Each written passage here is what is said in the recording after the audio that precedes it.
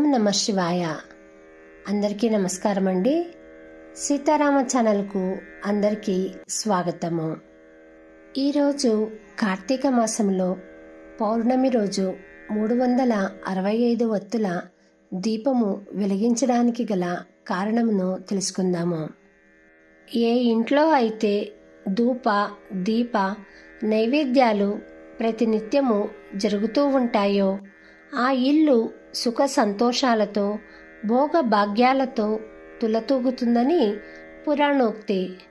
ప్రతి ఒక్కరికి సంవత్సరము 365 రోజులు దీపారాధన చేయటము కుదరకపోవచ్చు.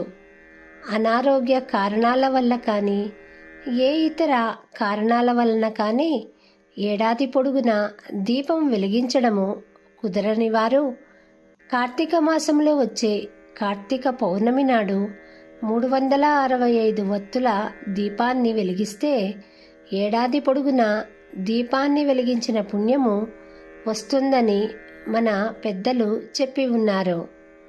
పగలంతా ఉపవాసము ఉండి రోజుకి ఒక వత్తి చొప్పున సంవత్సరములోని 365 రోజులకి 365 ఒత్తులతో దీపాన్ని వెలిగిస్తారు.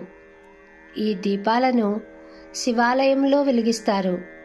కుదరని వారు ఇంట్లోని తులసి కోట దగ్గర దీపమును వెలిగించవచ్చు.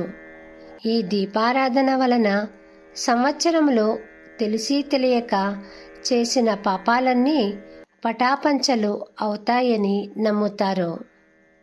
ఈ కార్తీక దీపమును ప్రాతకాలంలో 4:30 గంటల నుంచి 5:30 గంటల లోపల వెలిగిస్తారు. ఈ దీపమును వెలిగిస్తూ మననము చేయవలసిన శ్లోకము: దీపం జ్యోతి పరబ్రహ్మ దీపం సర్వతమోపహ దీపేన సాధ్యతే సర్వం కార్తీక దీపం నమోస్తుతే. ఓం కార్తీక దామోదరాయ నమః.